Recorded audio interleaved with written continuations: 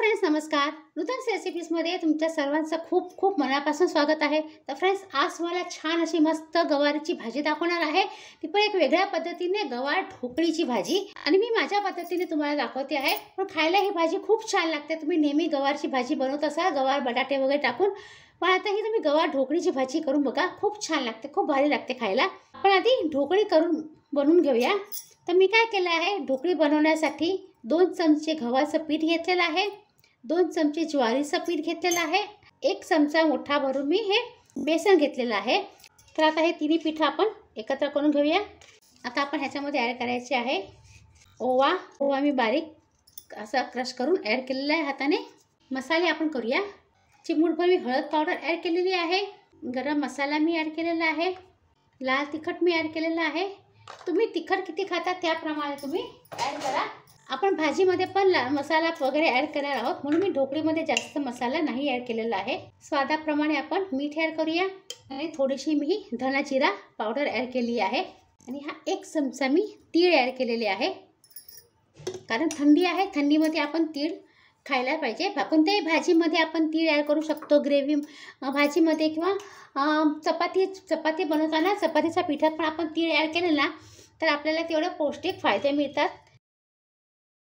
आता आपण थोडं पाणी घालून आपल्याला घट्टसं पीठ मळायचं आहे. आता थोडासा तेलाचा हात लावायचा आणि पीठ आपण छान असं मळून घ्यायचं.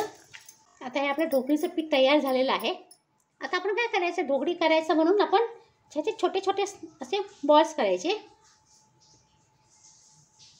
आणि याला असं दाबून असा चपटा करायचा. ही अशी आपली ढोकळी तयार झाली आहे. याप्रमाणे आपण सगळ्या ढोकळ्या करून घेऊया.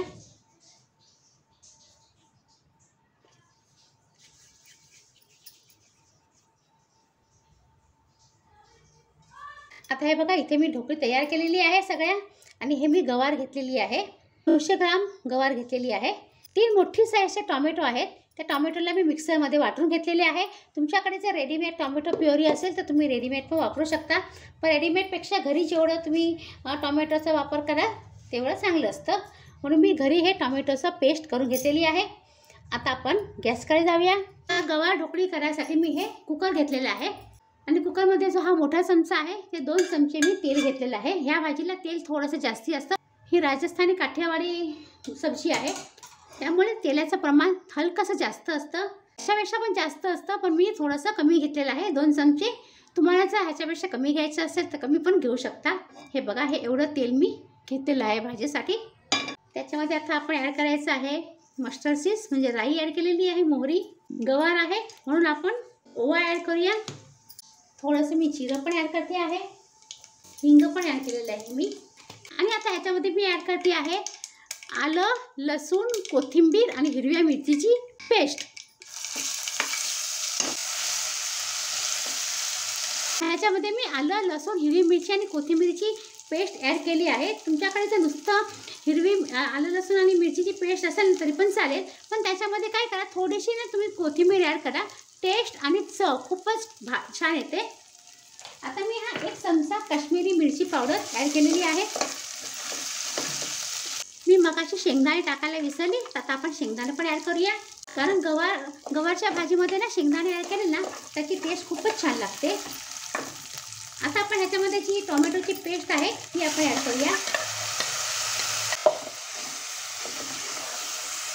आता जी मी वाटी आहे ना, ज्याच्यावरती मी चमचा ठेवला होता तेलाचा तीच वाटी मी घेते आहे.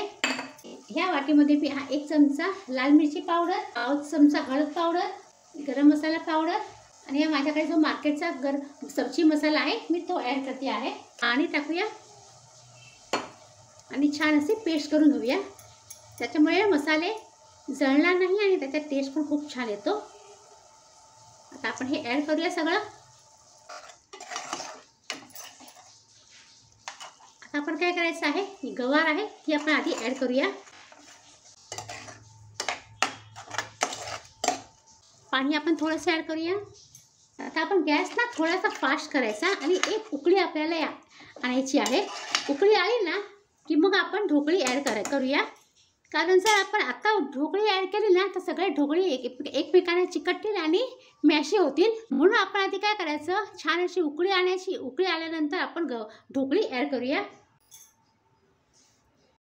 आता झाकण उघडून बघूया आपण. हे बघा उकळी फुटलेली आहे छान अशी. आपण ह्याच्यामध्ये आपण स्वादाप्रमाणे आपण मीठ घालून घेऊया. मीठ नव्हतं घातलं आपण. आता आपण एक एक करून अशा ढोकळ्या सोडूया आतमध्ये.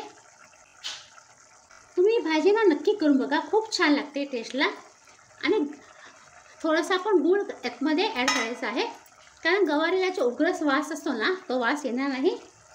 आपण आता हलवायचं नाही आहे जास्त. कुकरचं आपण झाकण लावून घेऊया. कुकरचं झाकण लावल्यावर आपण शिट्टी लावून 3 शिट्ट्या काढून घ्यायच्या आहे. 3 शिट्ट्या झाल्या की गॅस बंद करायचा आणि मध्यम आचेवर 3 शिट्ट्या आपल्याला काढून घ्यायच्या आहे. 3 शिट्ट्या झाल्या. आता आपण झाकण उघडून बघूया.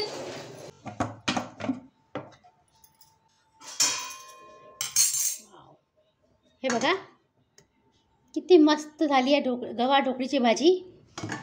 मला मी जरा जवळून आणखी दाखवते. किती सुंदर मस्त झाली आहे गवार ढोकळीची भाजी. दिसायला पण छान अशी चमचमीत दिसते आहे. तुम्ही नक्की ट्राय करा. ही भाजी खूप सुंदर लागते. चपाती बरोबर, भाकरी बरोबर खायला खूप छान लागते. कोणती भाकरी तुम्ही घेऊ शकता, तांदळाची, ज्वारीची, बाजरीची, मक्याची, कोणती मग भाकरी तुम्ही खाऊ शकता या भाजी बरोबर, चपाती बरोबर. हे बघा मस्त झाली आहे. तुम्हाला जर भाकरी बरोबर खायची असेल आणि अजून ग्रेव्ही हवी असेल ना तर थोडंसं गरम पाणी ह्याच्यामध्ये ॲड करा आणि एक उकळी काढून घ्या.